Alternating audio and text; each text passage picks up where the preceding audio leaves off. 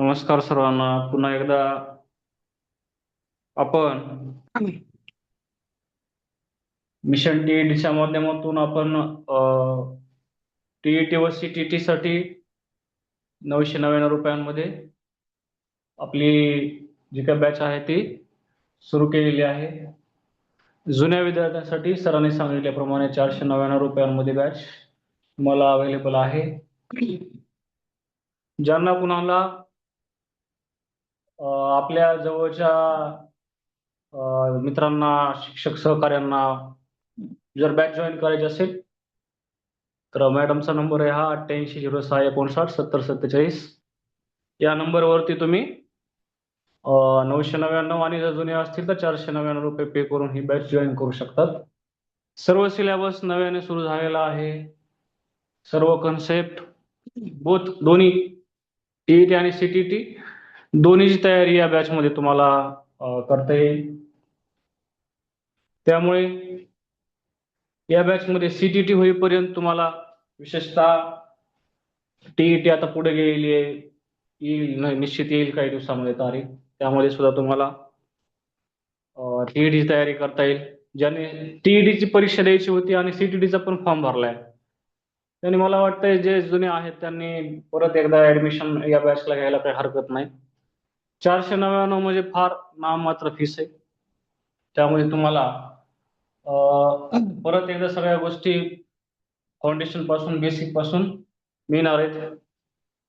आपण कालच्या लेक्चरमध्ये आपल्या विषयाची मराठी विषयाची जी काय आहे ती सुरुवात, ज्याला आपण म्हणतो, ती केली होती.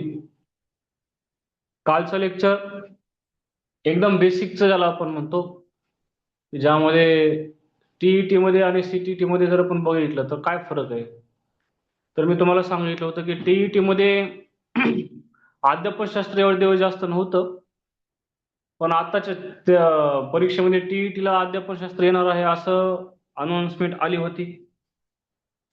पण पेपर फुटल्यामुळं टीईटीचं पण अध्यापनशास्त्र पेडागॉजी विथ आपल्याला पेपर पाहता आला नाही. सीटीटीला मात्र दोन्ही कन्सेप्ट असतात. जास्त तर विशेषतः माझं असं मत आहे की आपण सीटीटीला शेवटच्या टप्प्यामध्ये खूप मोठ्या प्रमाणामध्ये अध्यापनशास्त्रावर भर देणं गरजेचं आहे. कारण मागचा अनुभव आपल्याला आलेला आहे की सीटीटीला आपण रेग्युलर ग्रामर तर घेतलंच होतं, परंतु विचारलं जास्त अध्यापनशास्त्र, आणि टीईटीला रेग्युलर असते. आपण दोन्ही गोष्टीची सांगड घालून दोन्ही गोष्टी सोबत घेऊन चालणार आहोत. म्हणजे टीईटीच्या विद्यार्थ्यांना फायदा होईल आणि सीटीटीच्या विद्यार्थ्यांना फायदा होईल. त्यामुळे आपल्याला दोन्ही गोष्टी त्या ठिकाणी कव्हर करायच्या. कालच्या सेशनमध्ये मी तुम्हाला आपला जो काही सिलेबस आहे, विशेषतः ट्रॅडिशनल म्हणजे पारंपरिक ग्रामर जे आपण शिकतो 3 घटकांवर आधारित असलेलं, वर्णमाला, शब्दांच्या जाती, शब्दविचार आणि वाक्यांचे प्रकार किंवा वाक्य रचना, या सगळ्या गोष्टी आपण सोबत घेऊन त्या ठिकाणी परत पुढं मी तुम्हाला एक्झाम्पल सुद्धा दिले होते काही, आणि विशेषतः छोटे छोटे जे टॉपिक आहे त्यांच्यावरती एक एक प्रश्न येतो नेहमी. विरामचिन्ह असतील, वाक्प्रचार असेल, म्हणी असतील, है ना, समानार्थाच्या म्हणीचा गट असेल, किंवा शुद्ध अशुद्ध शब्द असतील, शब्दसिद्धी असेल, है ना, सिद्ध शब्द असतील, साधित शब्द असतील.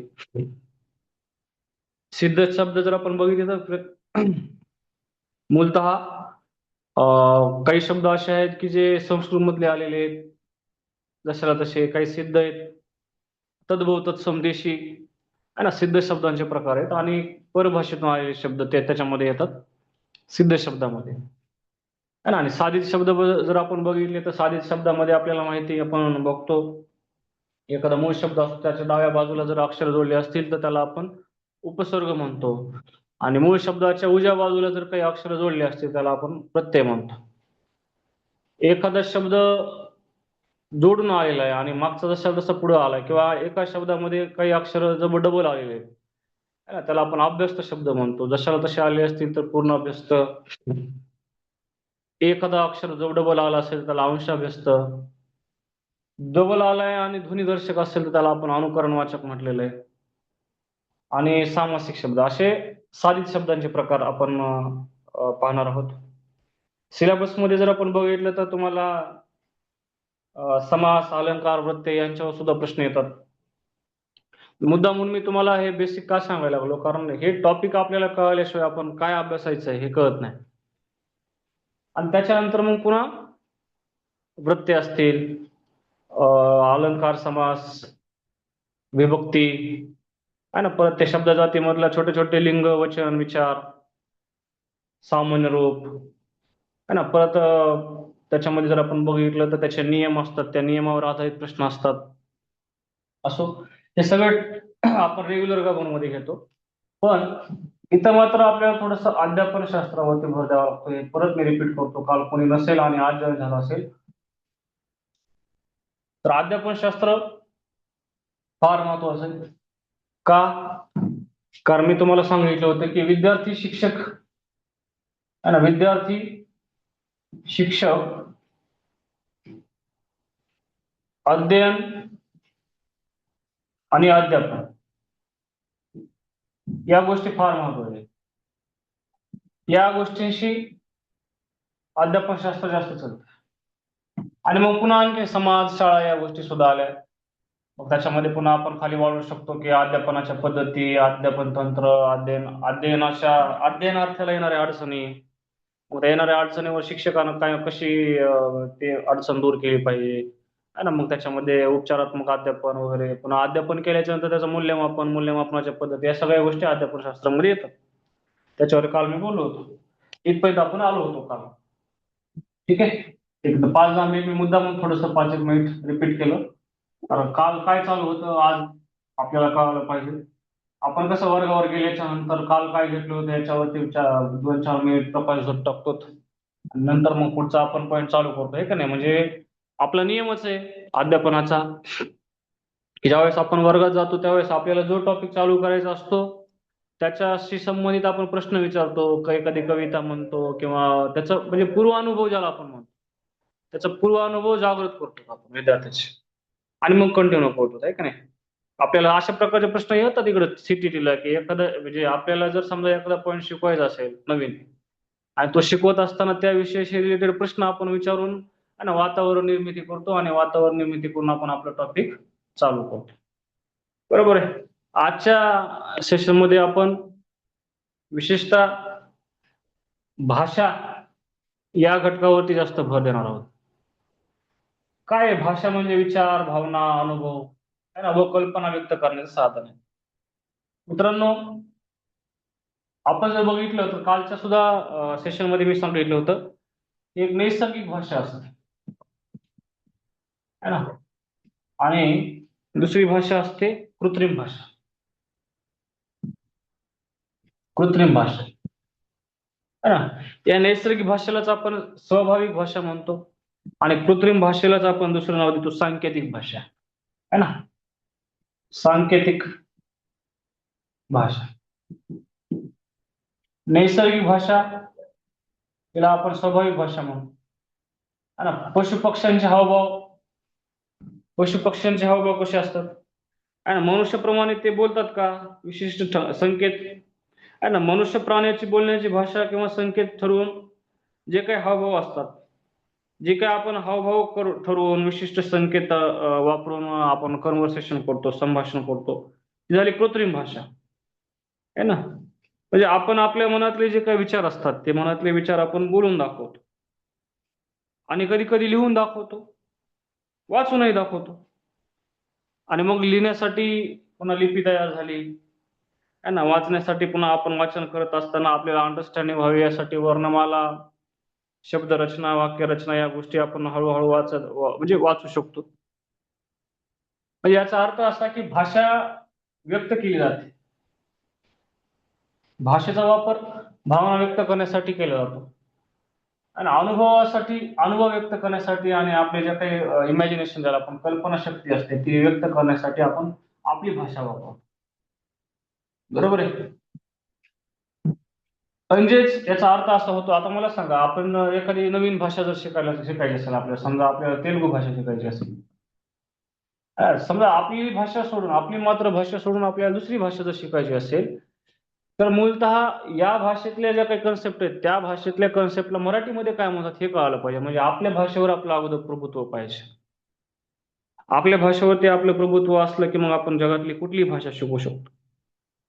आपल्या पशु-पक्ष्यांकडे बघा, पशु-पक्षी सुद्धा आहे का नाही, म्हणजे आपण जर बघितलं तर काही काही प्राणी, आता कावळ्यासारखा प्राणी काव-काव करतो, आहे ना, सिंह गर्जना करतो, घोडा खिंकाळतो, आहे ना. पशु-पक्षी सुद्धा आपलं मनोगत व्यक्त करतात ना, आणि मनोगत व्यक्त करण्यासाठी वेगवेगळे आवाज काढतात. हीच पशु-पक्ष्यांची ज्याला काय म्हणतो आपण, की लँग्वेज झाली ना. पशु-पक्ष्यांची ती त्यांचं जे काही इमोशन्स आहेत ते व्यक्त करण्याचे ते साधन आहे. म्हणजे भावना व्यक्त करण्याचं माध्यम भाषा आहे. आताच आपण या व्याख्येमध्ये बघितले. भाषा म्हणजे विचार, भावना, अनुभव, कल्पना व्यक्त करण्याचं साधन आहे. ठीक आहे नाही? त्याच्यानंतर जर आपण बघितलं तर भाषेला अनन्यसाधारण स्थान आहे. विशेषतः भाषा ज्यावेळेस सुरू होते, भाषा शिकायची असेल तर आपल्याला विशेषतः भाषेमधले काही घटक आपल्याला माहिती असले पाहिजेत. बघा, एखादी भाषा, आता मी आता तेलुगू भाषेचं उदाहरण दिलं, आणि आपल्याकडं नेहमी मी आता म्हटल्याप्रमाणे की भाषिक घटकावरती प्रश्न, अध्यापनशास्त्र आणि भाषा यांच्याशी रिलेटेड काही प्रश्न असतात. विशेषतः भाषिक कौशल्य फार महत्वाची. भाषिक कौशल्ये फार महत्वाची.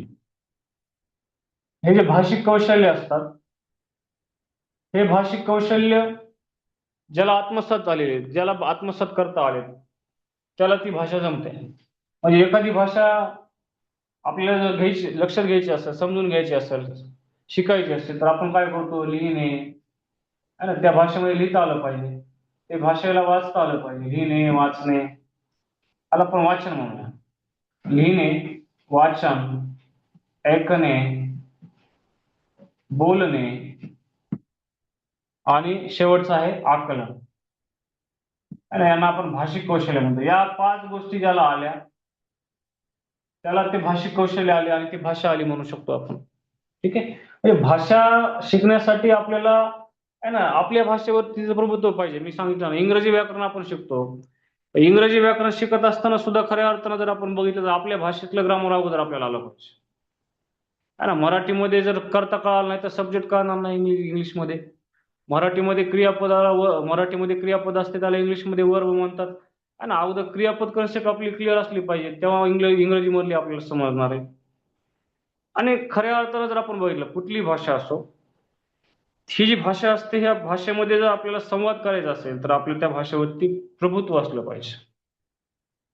कारण बोलणारा आणि ऐकणारा या दोघांमधला जो काही पूल असतो, बोलणाऱ्याला आणि ऐकणाऱ्याला जोडण्यासाठीचं माध्यम म्हणजे भाषा आहे. म्हणजे भाषेला आपण पुलाची उपमा दिलेली आहे ना. खरं तर बोलणे आणि ऐकणे या 2 प्रक्रिया भाषिक कौशल्य आहेत, मी आता सांगितल्याप्रमाणे. आपला विचार, भावना, कल्पना आहे ना, जे की जे नेमकं जे काही आपल्याला बोलायचं किंवा जे काही ऐकायचं, हे तेव्हाच आपल्याला जमतं, ज्यावेळेस आपल्याला त्या भाषेवरती प्रभुत्व असतं. आपल्या घरात बोलली जाणारी भाषा आहे ना, आता भाषेवरती विषय निघाला, आपल्या घरात जी बोलली जाते तिला आपण मातृभाषा म्हणतो. आपले आई-वडील, आजी-आजोबा, शेजारी आहे ना, यांचं बोलणं आपल्या कानावर पडतं. आता लहान मूल काही लगेच डायरेक्ट बोलायला शिकत नाही.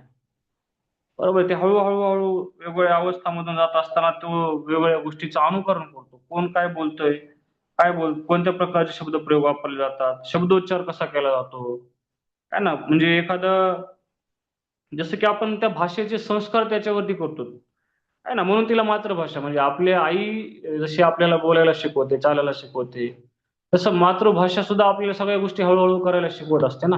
म्हणून तिला नाव दिलेलं आहे मातृभाषा. आहे ना, मातृभाषा विशेषतः आपल्या महाराष्ट्राची जी मराठी भाषा आहे, या मराठी भाषेच्या बाबतीमध्ये आपण नेहमी सांगतो, की खरं तर आपल्या मराठीला प्रचंड मोठा वारसा लाभलेला आहे. आता अलीकडच्या काळामध्ये मराठीला आपण सांगितलेलं, की अभिजात भाषेचा दर्जा दिलेला आहे. अभिजात भाषेचा दर्जा दिल्यामुळे महाराष्ट्राची मराठी आज पूर्ण देशामध्ये वेगवेगळ्या विद्यापीठामध्ये अभ्यासली जाऊ शकते.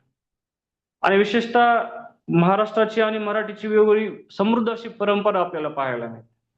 आणि ही परंपरा जोपासण्याचं काम अलीकडच्या काळामध्ये आपल्याला भाषेच्या बाबतीमध्ये करणं गरजेचं आहे. आहे ना, विशेषतः मातृभाषा मराठी आणि मराठी भाषेचं आपलं जे काही व्याकरण आहे, हा विषय आपल्याला CTTला सुद्धा आहे. म्हणजे मराठी भाषेचा अभ्यास, व्याकरणाचा अभ्यास टीईटी ला सुद्धा आहे आणि सीटीटी ला सुद्धा आहे. दोन्ही विषयामध्ये आपल्याला दोन्ही परीक्षेला खरं तर या दोन्ही पॅरलल एक्झाम आहे, दोन्ही समांतर स्वरूपाच्या ज्याला आपण म्हणतो. म्हणजे ही राज्य लेवलला आहे, स्टेट लेवल, सेंट्रल लेवलला आहे. या दोन्ही परीक्षेमध्ये मराठी व्याकरण आपल्याला घेता येईल. दोन्ही परीक्षेच्या दृष्टिकोनातून आपल्याला सीटीटीला आणि टीईटीला व्याकरणाचा, मराठीचा अभ्यास आपल्याला करता येईल, है ना. लक्षात ठेवा, बऱ्याचदा विचारलं जातं की आपल्या मराठीमध्ये है ना अनेक साहित्यिकांनी, विशेषतः संत परंपरा ज्यांना आपण म्हणतो, है ना, संत परंपरेमध्ये बऱ्याच संतांनी, लेखकांनी, कवींनी, कादंबरीकारांनी, नाटककारांनी या मराठीला समृद्ध केलेले आहे ना. मराठीचा पाया एवढा मजबूत आहे की विशेषतः आपण सांगू शकतो की पाया खूप मजबूत आहे मराठीचा. संतांनी, विशेषतः ज्ञानेश्वरांनी लिहिलेली जी काही ज्ञानेश्वरी आहे ना, आद्य ग्रंथ ज्याला आपण म्हणतो मराठीमधला, विशेषतः आद्य कवी ज्यांना आपण म्हणतो, कवी मुकुंदराज स्वामी आहे ना, महाराष्ट्रात आपल्या बीड जिल्ह्यामधले आद्य, ज्यांच्या अंबाजोगाईला ज्यांची समाधी आहे, विवेक सिंधू नावाचा ग्रंथ ज्यांचा आपल्याला पाहायला मिळतो. अमृतानुभव नावाचं जे ज्याला आपण म्हणतो, ज्ञानदेवी आणि अमृतानुभव संत ज्ञानेश्वरांनी लिहिलेले. लीळाचरित्र सारखा ग्रंथ ज्याला आपण आद्य ग्रंथ, आद्य गद्य ग्रंथ म्हणतो. आद्य गद्य ग्रंथ जर कोणता असेल तर तो अमृतानुभव, सॉरी, महिम भट्टाने लिहिलेलं लीळाचरित्र आहे. तर लीळाचरित्र सुद्धा आपल्याला विसरून चालणार नाही. विशेषतः मराठी आपली महाराष्ट्राची राजभाषा आहे, है ना. आणि मराठी आपली राजभाषा असल्यामुळे 27 फेब्रुवारीला आपण जागतिक मराठी भाषा दिन साजरा करतो, जो की वि. वा. शिरवाडकर यांचा जन्मदिन त्या ठिकाणी असो. सगळ्यात महत्वाचा पॉइंट हा आहे की आता जे काही बोललो, आता जे काही तुम्हाला आता सांगितलं मी, या सगळ्या गोष्टी बेसिक भाषेच्या बाबतीमध्ये. तर भाषा आहे ना, बोलणाऱ्याचा आणि ऐकणाऱ्याचा जोडण्याचा जो काही पूल आहे, तो पूल म्हणून त्या ठिकाणी काम करतो. आपल्याला माहिती, आपल्या महाराष्ट्रातच नव्हे तर पूर्ण देशामध्ये 1600 पेक्षा जास्त भाषा आपल्या देशामध्ये बोलल्या जातात. आणि या 1600 पेक्षा जास्त भाषांमध्ये विशेषतः महाराष्ट्रामध्ये आपली मराठी आहे, विदर्भ वऱ्हाडी भाषा आहे, अहिराणी आहे, आणि मराठवाड्यामधली आपली टफ मराठी आहे, ना पुणेरी भाषा, पुणेरी मराठी कशी आहे, पश्चिम महाराष्ट्रातली आपली कोल्हापूरची मराठी भाषा बघा, कोकणातली आपली अगदी म्हणजे मधुर आणि एकदम शुद्ध मराठी. म्हणजे मराठीची सुद्धा विविधता आपल्याला पाहायला मिळते का नाही. आणि म्हणून भाषेचा अभ्यास करत असताना आपल्याला माहिती, मराठीवरती सगळ्यात जास्त परिणाम जो झालेला आहे तो दोन भाषांचा परिणाम झाला आहे. तो म्हणजे संस्कृत भाषा आहे का नाही. संस्कृत आणि प्राकृत. खरं तर सुरुवातीच्या काळामध्ये भारताची जी हडप्पा संस्कृती होती, हडप्पा संस्कृतीच्या पुढच्या कालखंडामध्ये संस्कृत, आणि पुढच्या काळात परत पुढं प्राकृत. विशेषतः संस्कृत भाषेला आर्यांनी समृद्ध केलं. आणि आर्यांनी खरं तर वेगवेगळे जे काही वेदांची निर्मिती केली, वेद आणि ऋग्वेद असेल, यजुर्वेद असेल, सामवेद असेल, अथर्ववेद असेल, या वेदांमध्ये संस्कृतचे जे काही ज्याला आपण म्हणतो वेदांची रचना आहे काय, आणि त्यातून पुढे पुन्हा प्राकृत, या दोन्ही भाषेतून तयार झालेली मराठी आणि मराठीचं व्याकरण हे आपल्याला शिकायचं. खरं तर आपल्याला माहिती, मराठीला वेगवेगळे नाव आहेत. मराठी भाषा ज्याला आपण म्हणतो महारठी आहे ना, प्राकृत आणि महाराष्ट्राची मराठी, अशी वेगवेगळी नावं मराठीच्या बाबतीमध्ये आपल्याला पाहायला मिळतात. मित्रांनो, ज्यावेळेस खरं तर आपल्या भारतामध्ये विशेषतः मराठीच्या बाबतीमध्ये आपण बोलतो, त्यामध्ये आपल्याला माहिती की आपल्या मराठीच्या विशेषतः राजभाषा मराठी, आणि आपल्या महाराष्ट्रामध्ये जर आपण बघितलं, मालवणी, अहिरणी, आगरी, चंदगडी, वऱ्हाडी, झाडी, भिल्ली, अशा वेगवेगळ्या बोलीभाषा महाराष्ट्रामध्ये आपल्याला पाहायला मिळतात. म्हणजे महाराष्ट्राच्या मराठीमध्ये सुद्धा आहे ना, महाराष्ट्रात बोलीभाषा आहेत वेगवेगळ्या. बघा ना तुम्ही, आपल्याकडे जर बघितलं तर कोकणी आहे, वऱ्हाडी आहे, अहिराणी आहे, भिल्ली आहे, या सगळ्या भाषांनी महाराष्ट्राची मराठी समृद्ध झालेली आहे. आणि या मराठीला आपल्या विशेष असा सन्मान पुढच्या कालखंडामध्ये आपल्याला मिळालेला पाहायला मिळतो. खरं तर आपल्याला माहिती की या मराठीचे वेगवेगळे पुरावे आपल्याला आपल्या वेगवेगळ्या भागामध्ये पाहायला मिळालेले आहेत. विशेषतः आपण जर बघितलं तर 9 वळींचा जो लेख होता, इसवी सन 934 आहे ना, विशेषतः केशिद शिलाहार ज्याला आपण म्हणतो, अक्षी नावाचं जे ठिकाण आहे, जे रायगड जिल्ह्यामध्ये आपल्याला पाहायला मिळते, त्या ठिकाणी आद्य शिलालेख आपल्याला त्याला म्हणता येईल. आद्य शिलालेख जो होता तो आहे ना, अक्षी येथे, जिल्हा रायगड, इसवी सन 934, हा आद्य शिलालेख आपल्याला विसरून चालणार नाही. ठीक आहे, तो सुद्धा मराठीचा महत्वाचा पुरावा आपल्याला पाहायला मिळतो. आणि उगाच म्हटलं जात नाही की नाही, की त्या ठिकाणी आहे ना, माझ्या मराठीची बोलू कौतिके है ना, परी अमृता तेही पैजीसी जिके ऐसी अक्षरांची रसिके मिळविना. म्हणजे आपल्या मराठीची जेवढी आपण कौतुक करू तेवढं कमी आहे. आणि म्हणून खऱ्या अर्थानं महाराष्ट्राची मराठी आणि हे आपल्याला त्या ठिकाणी महत्वाचे आहे. भाषेचं वैशिष्ट्य आणि भाषेचं महत्व पाहत असताना मी तुम्हाला वेगवेगळ्या संतांचे पुरावे सांगितले आहे ना. बऱ्याचदा आपण जर बघितलं तर आपल्याला परीक्षेच्या दृष्टिकोनातून काय येतं, परीक्षेच्या दृष्टिकोनातून येणारे जे काही प्रश्न असतात त्यामध्ये भर कशाचा असतो, तर थोडासा आपल्याला भाषेच्या संबंधी आहे ना. महाराष्ट्रामध्ये कशी भाषा बोलली जाते, तामिळनाडूमध्ये कोणती भाषा आहे, गुजरातमध्ये कोणती आहे, कोणत्या भाषेला काय दर्जा आहे ना, कोणत्या भाषेचा विकास कसा झालेला आहे. विशेषतः भारतामध्ये जर आपण बघितलं तर भारतीय संविधानामध्ये कलम 343 आहे आणि आर्टिकल 343, कलम 343 मध्ये भारतीय भाषांचा उल्लेख आपल्याला पाहायला मिळतो. ठीक आहे, कलम 343 मध्ये भारतीय भाषांचा उल्लेख आपल्याला पाहायला मिळतो. आणि विशेषतः आपल्या संघराज्य व्यवस्था आपली, परत आपल्या संविधान, भारतीय संविधानानं जर आपण बघितलं तर संघराज्य व्यवस्था आहे ना. तसं तर संसदीय लोकशाही आपण स्वीकारलेली आहे, परंतु संघराज्य व्यवस्थेमध्ये जर आपण बघितलं तर वेगवेगळ्या भाषा आपल्याला पाहायला मिळतात राज्यांच्या. आपल्या भारतीय संविधानामध्ये एकूण जे 12 परिशिष्ट आहेत ज्याला आपण अनुसूची म्हणतो है ना, 12 अनुसूची. आणि या संपूर्ण 12 अनुसूचीमध्ये जर आपण पाहिलं तर एक अनुसूची क्रमांक 8, ठीक आहे नाही, अनुसूची क्रमांक 8 ही जी अनुसूची आहे याच्यामध्ये आपल्याला भारतीय भाषांचा उल्लेख आपल्याला पाहायला मिळतो. आणि त्यामध्ये एकूण 22 भाषांचा उल्लेख आहे, 22 भाषा. विशेषतः ऐतिहासिक पार्श्वभूमी जर आपण बघितली तर मी तुम्हाला याच्या अगोदर पण सांगितलेलं आहे की आपल्या मराठी भाषेचा खऱ्या अर्थानं जर विकास किंवा मराठी भाषेवर सगळ्यात जास्त परिणाम जर कुठल्या भाषेत झाला असेल तर तो संस्कृतचा झालेला आहे. ठीक आहे, संस्कृत संस्कृत आणि प्राकृत या जननी आहेत मराठीच्या है ना. संस्कृत मधून बरेचसे घटक, आता वर्णमाला जर बघितली आपण तर ऑलमोस्ट जवळपास बरेचसे वर्ण संस्कृत मधून मराठीमध्ये आलेले आहेत है ना. एक व्यंजन स्वतः 34 पैकी 33 व्यंजन संस्कृत मधून मराठीमध्ये आलेले आहेत. संधी सुद्धा प्रकार मराठीमध्ये संस्कृत मधून आलेला आपल्याला पाहायला मिळतो. असे अनेक घटक आहेत की जे की संस्कृत मधून मराठीमध्ये आलेले आहेत. तो सुद्धा आपल्याला पॉईंट विसरून चालणार नाही है ना. 22 भाषा आहेत, या 22 भाषांमध्ये है ना आपल्या महाराष्ट्रामधल्या 2 भाषा विशेषतः मराठी आणि कोकणीचा सुद्धा समावेश आहे याच्यामध्ये. कोकणी भाषा सुद्धा आपल्याला याच्यामध्ये पाहायला मिळते. या दोन्ही भाषा महत्वाचे आहे ना. सुरुवातीच्या काळामध्ये संस्कृतचा विकास झाला. आपल्या आर्यांनी काय केलं, आर्यांनी संस्कृत भाषेला फार पुढे नेलं आणि आर्यांनीच खऱ्या अर्थाने एक लिपी तयार केली, हिला आपण देवनागरी लिपी म्हणतो. देवनागरी लिपी है ना. त्या देवनागरी लिपीमध्ये अनेक भाषांचा उल्लेख आपल्या, म्हणजे अनेक भाषांची लिखाणाची पद्धत ज्यावेळेस आपण पाहतो त्यावेळेस आपल्याला माहिती, जर आपण बघितलं तर हिंदी आहे, संस्कृत आहे, बंगाली आहे, पाली आहे, गुजराती आहे, मराठी आहे, या सगळ्या भाषांच्या लिखाणासाठी ही लिपी वापरली जाते, देवनागरी लिपी. जे संस्कृत भाषेमध्ये सुद्धा जर आपण बघितलं तर जी लिपी वापरली जाते ती देवनागरी आहे.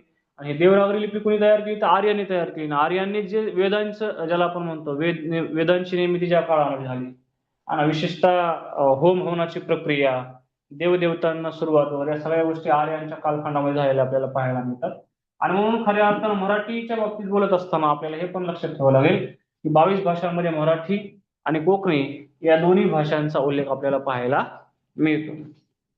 त्याच्यानंतर थोडस आपण पुढे जाऊया.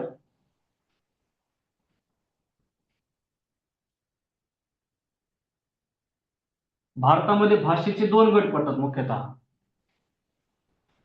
आता मी सांगितल्याप्रमाणे कलम 343 आहे, अनुसूची 8 क्रमांक, 22 भाषांचा उल्लेख आहे ना. कलम 343 विसरू नका, परिशिष्ट क्रमांक 8 विसरू नका.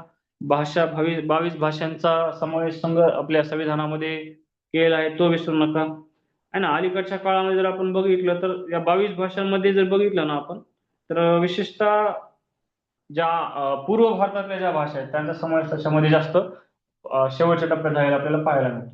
भारतातल्या भाषा 2 गटामध्ये जास्त विभागलेल्या आहेत. विशेषतः काही आर्य गटातल्या भाषा, आर्य गट है ना. भारतातल्या ज्या काही भाषा आहेत त्या एक आर्य गटामध्ये विभागलेल्या आहेत. आणि आर्य गटालाच आपण त्या ठिकाणी दुसरं नाव देऊ शकतो इंडो. इंडो आर्य म्हणू शकतो किंवा युरोपीय भाषा म्हणू शकतो. ठीक आहे. इंडो आर्य गट सुद्धा म्हणू शकतो आपण आता इंडो आर्य गट. आणि दुसरा एक गट आहे आता या गटामध्ये जर आपण बघितलं तर भारतातल्या भरपूर भाषा आहेत. साधारणतः 74% भाषांचा समावेश आहे याच्यामध्ये. 74%. ठीक आहे. मग आर्य गटामध्ये मी आता सांगितलं ज्यांनी ज्यांनी देवनागरी लिपी, ज्यांच्या भाषांची देवनागरी लिपी आहे ना, मग याच्यामध्ये आपल्याला सांगता येईल गुजराती आहे, बंगाली आहे, मराठी आहे. विशेषतः उत्तर भारतातल्या नर्मदा म्हणजे महाराष्ट्राच्या वरचा जो काही भाग आहे आणि त्या भाषा गुजराती, बंगाली, मराठी, हिंदी आहे. हिंदीची सुद्धा लिपी देवनागरीची आहे. ठीक आहे. हिंदी आहे, मराठी आहे, बंगाली आहे, गुजराती आहे ना, संस्कृत आहे. ठीक आहे. म्हणजे संस्कृतीची सुद्धा लिपी देवनागरी लिपीच आपल्याला पाहायला मिळते. आणि विशेषतः पाली भाषा आहे ना, बौद्ध कालखंडामध्ये ज्या भाषेला विशेष महत्व होतं अशी पाली भाषा सुद्धा, तिची सुद्धा लिपी देवनागरीच आहे. त्याच्यानंतर दुसरा गट भाषेचा आता 74% गट आर्य गटाचा आहे. आणि आपल्याला माहिती जो भारताचा दक्षिण भाग आहे का नाही, भारताच्या दक्षिण भागामध्ये जर आपण बघितलं तर इकडं आंध्र प्रदेश ना, तेलंगणा, तामिळनाडू है ना, केरळ असेल, कर्नाटक असेल है ना, या 5 राज्यांची जी लँग्वेज आहे 5 राज्यांची तमिळ, तेलुगू, मल्याळम, कन्नड है ना, या 5 राज्यांची आंध्र प्रदेश, तेलंगणा, कर्नाटक, केरळ आणि तामिळनाडू या 5 राज्यांची ज्याला आपण म्हणतो म्हणजे या डार्क करू आपण, या भागामध्ये जे काही लँग्वेज होत्या आणि याला आपण काय म्हणतो द्रविडियन भाषा म्हणतो. द्रविडियन भाषा, द्रविडियन भाषेचा गट. आता भारतामध्ये तुम्हाला विचारलं जाऊ शकते परीक्षेमध्ये की द्रविडियन भाषेचा गट आणि किती द्रविडियन भाषा आहेत भारतामध्ये, आणि टक्केवारीमध्ये जर विचारलं तर द्रविडियन भाषेचं टक्केवारी आहे 24%. 24% भाषा द्रविडियन भाषा आहेत आणि 74% भाषा या आर्य गटातल्या किंवा इंडो आर्य आहेत. म्हणजे या भाषा जर आपण बघितल्या तर या विशेषतः उत्तर भारत, मध्य भारत आणि उत्तर भारतातल्या आहेत. आणि या 24%, तुम्ही म्हणतात 74 आणि 24 तर कमी होईल की मग इतर ज्या काही आहेत ना त्या वेगवेगळ्या भाषा आहेत. मग तिकडं आपल्याला माहिती भारतामध्ये काही भाषा आहेत है ना, ज्या भाषा इतर भाषेचा सुद्धा बराचसा गट आपल्याला भारतामध्ये पाहायला मिळतो. विशेषतः हे 2 गट विसरून चालणार नाही आपल्याला परीक्षेच्या दृष्टिकोनातून. तुम्हाला विचारलं जाऊ शकतंय है ना, तमिळ कसली भाषा आहे, द्रविडियन का आर्य आहे, पुढीलपैकी कोणती भाषा द्रविडियन आहे असं विचारलं जाऊ शकतं. याच्यातल्या 3 पर्याय आणि याच्यातला एक पर्याय दिला जाऊ शकतो. तमिळ, तेलुगू, कानडी आणि मल्याळम है ना, या 4 भाषांचा जो गट आहे याला आपण काय म्हणतो द्रविडियन भाषा म्हणतो. आता या झाल्या 2 प्रमुख गट भाषांचा. जर तुम्हाला असं विचारलं की भारतातली सगळ्यात प्राचीन भाषा जर कुठल्या असतील तर त्या संस्कृत आणि तमिळ आहे. सगळ्यात जुनी भाषा जर आपण बघितलं तमिळ आणि संस्कृत. विशेषतः तमिळ भारतातली सगळ्यात जुनी भाषा आहे. सगळ्यात प्राचीन भाषा जर कुठली असेल तर ती तमिळ आहे, त्यानंतर संस्कृत. या 2 भाषा आपल्याला सगळ्यात जुन्या भाषा आहेत. आणि मराठीची उत्पत्ती जर कोणापासून झाली असेल तर ती संस्कृत. मला रिपीट करतो मी हा पॉईंट. संस्कृत आणि आपली जी ही आहे आपली प्राकृत भाषा, या 2 भाषा सगळ्यात बेसिक म्हणजे मराठीची उत्पत्तीच त्या 2 भाषांपासून झालेली आपल्याला पाहायला मिळते. ठीक आहे. आता ह्याच्यामध्ये आर्य गटामध्ये ज्या काही भाषा आहेत त्याचा स्पेसिफिक आणखी एक असा प्रश्न येतो की भारतातल्या पुढीलपैकी कोणत्या भाषेला किंवा कोणत्या कोणत्या भाषा देवनागरी लिपीच्या आहेत है ना, किंवा देवनागरी लिपी असलेल्या भाषा कोणत्या कोणत्या आहेत, आर्यन गटातल्या भाषा कोणत्या कोणत्या आहेत असाही प्रश्न विचारला जाऊ शकतो. तर पहिल्यांदा हा पॉईंट लक्षात ठेवा, या दोन्ही गोष्टी लक्षात ठेवा. आर्य गट, द्रविडियन भाषा गट है ना, भारताच्या संविधानामध्ये कलम 343 अनुसूची क्रमांक 8 आणि त्या 22 भाषा संविधानामधल्या त्याच्यामध्ये पुन्हा मराठी आणि कोकणी आहे की नाही. मग याच्या अगोदर आपण शिकलो की भाषेचं महत्व, भाषा कशासाठी वापरली जाते आणि इतर भाषेसाठी स्वाभाविक भाषा, नैसर्गिक भाषा आणि त्यालाच आपण सांस्कृतिक हावभाव या गोष्टी, सांकेतिक भाषा आणि हावभावाची भाषा. आणि याचा सुद्धा अनालिसिस आपण आजच्या सेशन मध्ये केलेलं आहे, एवढं लक्षात ठेवा. त्याच्यानंतर आपण पुढे जाऊया. थोडस देवनागरी लिपीच्या भाषा आणि ज्याला आपण आर्य गटातल्या भाषा म्हणतो त्या एक घेऊया. आणि अभिजात भाषेचा दर्जा मिळालेल्या ज्या भाषा आहेत आता त्याच्यामध्ये थोडस अजून डिटेल जायचं आपल्याला, ते पुढे तर आपण घेणारच आहे, पण बेसिक मध्ये आपल्याला ते थोडस माहिती असलं पाहिजे. बघा, आपल्याला माहिती एक शब्द आहे लिंपणे.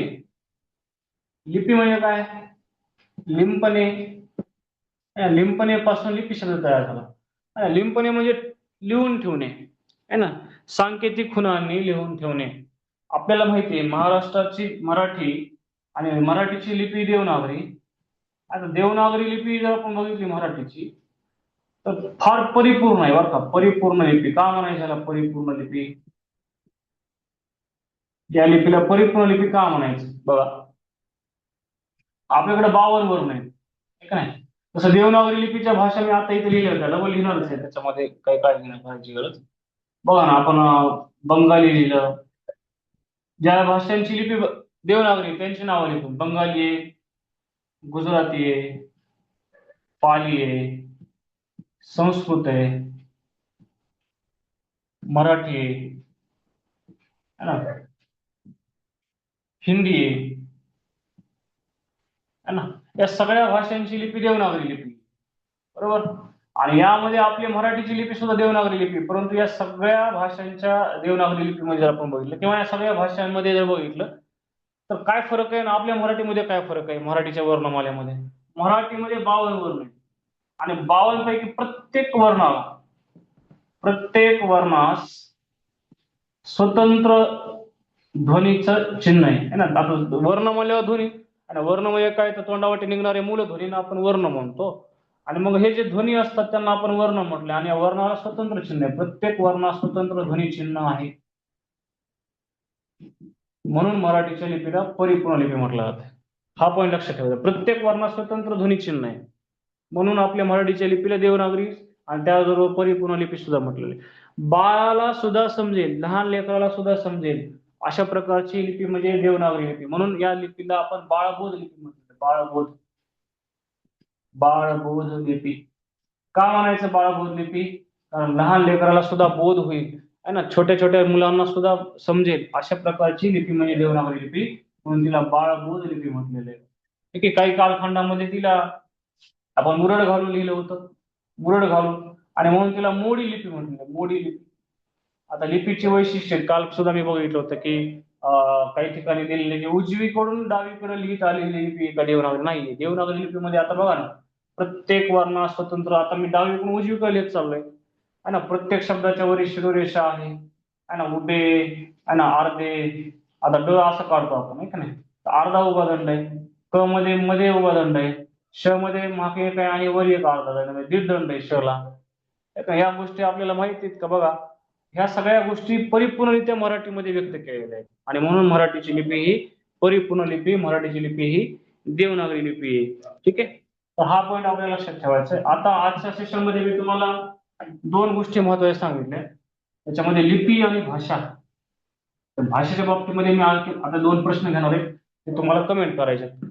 कारण मी शिकवत राहिले, तुम्ही ऐकायला लागलात, त्याच्यामध्ये थोडंसं मजेशीरपणा सुद्धा येणार गरजेचं. एक प्रश्न येतो तो तुम्ही उत्तर कमेंट मध्ये टाका, बघू किती जण उत्तर कमेंट करतात आणि किती आता जागेत बघूया. जागेत म्हणजे किती जणांचं लक्ष आहे ते बघूया आपण. ठीक आहे. एक प्रश्न देतो मी तुम्हाला, त्या प्रश्नाचं उत्तर तुम्हाला सांगायचं. ठीक आहे. चला, एक प्रश्न घ्या, त्या प्रश्नाचं आपण अनालिसिस करू, चर्चा करू, काय होईल म्हणजे आपण थोडंसं ऍक्टिव्ह राहणं सुद्धा गरजेचं आहे. घ्या, चला, प्रश्न आहे असा. बघा, प्रश्न काय आहे. भाषा हा शब्द, पहिलं विधान आहे, भाषा हा शब्द भाष्या भाष्या संस्कृत धातूपासून संस्कृत धातू पासून आला आहे. दुसरं विधान आहे, भाष याचा अर्थ बोलणे किंवा बोलण्याचा व्यवहार करणे असा आहे. आणि तिसरं विधान काय म्हणते, भाषा हे संवादाचे प्रभावी माध्यम आहे. भाषा संवादाचे प्रभावी माध्यम आहे.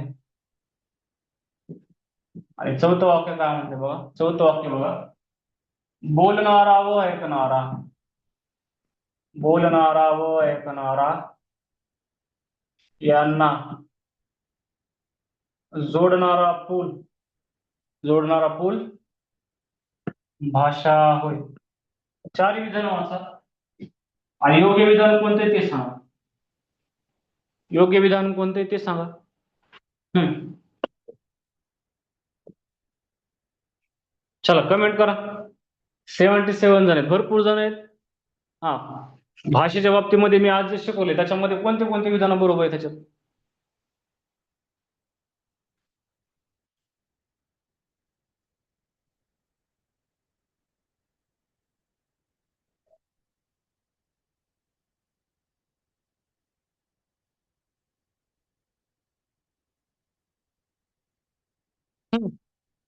कमेंट करा. ओके, शीतल मॅडम म्हणतात सर्व विधाने बरोबर आहेत. राखे मॅडम म्हणतात 2, 3, 4 बरोबर आहे. पहिलं बरोबर नाही का मॅडम? सगळेच बरोबर. ओके, 75 जण आहेत. 77 जण, 2 गायब झाले. हा, अजून म्हणजे एक 15-20 कमेंट राहिला पाहिजेत ना. 4 हे विधाने योग्य आहेत. सविता मॅडम बरोबर आहे का सगळे विधान? Ravindra sir okay, Meena madam म्हणतात सर्व बरोबर आहेत. ओके, देवयानी पाटील म्हणतात बरोबर आहेत सर्व, सगळे बरोबर आहेत. ओके, म्हणजे भाषा तुमच्यापैकी बरेच जण मला वाटतं सुरुवातीला टीईटीला सुद्धा काही जण होते. ठीक आहे, आपण आता मला सांगा ह्याच्यामध्ये भाषा हा शब्द, भाषा हा शब्द आता कुणाला घेतला, आपण आजच घेतलं बरोबर आहे. भाषा याचा अर्थ बोलणे किंवा बोलण्याचा व्यवहार करणे असा आहे, बरोबर आहे. हे पण म्हणजे मी आज जे शिकवले भाषेबद्दल त्याचा सार आहे 4ही वाक्यांमध्ये. भाषा संवादाचे प्रभावी माध्यम आहे, बरोबर आहे. बोलणारा व ऐकणारा यांना जोडणारा पूल म्हणजे भाषा होय. बरोबर आहे, 4ही विधानं काय आहेत? बरोबर आहेत. म्हणून इथं आपलं उत्तर काय असणार आहे? 4ही विधाने बरोबर आहेत. ठीक आहे, चला आणखी एक प्रश्न घेतो मी.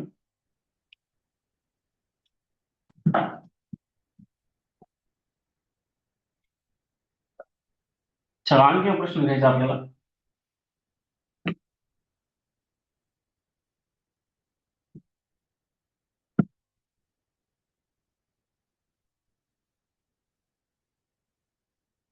मराठीची उत्पत्ती डॅश व डॅश भाषेपासून झाली. सांगा बरं. मराठीची उत्पत्ती डॅश व डॅश भाषेपासून झाली. काय उत्तर असेल कमेंट करा फास्ट, वेळ कमी आहे आपल्याला. दोन दोन रिकाम्या जागा आहेत मॅडम. सर, 2 रिकाम्या जागा आहेत. हा, कमेंट पाहतोय मी सगळ्यांच्या.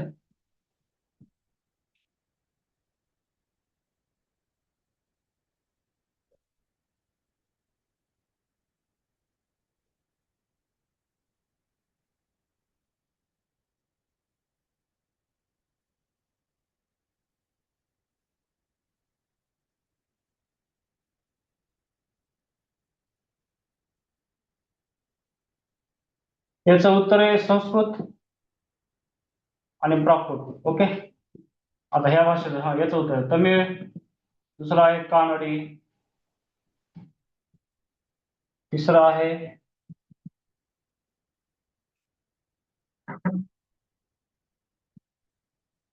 मल्याळम. चौथा आहे उडिया. पुढीलपैकी कोणती भाषा द्रविडियन नाही? Tamil, Kanadi, Malayalam, Odia. Option open two. Option बरोबर आहे का? ऑप्शन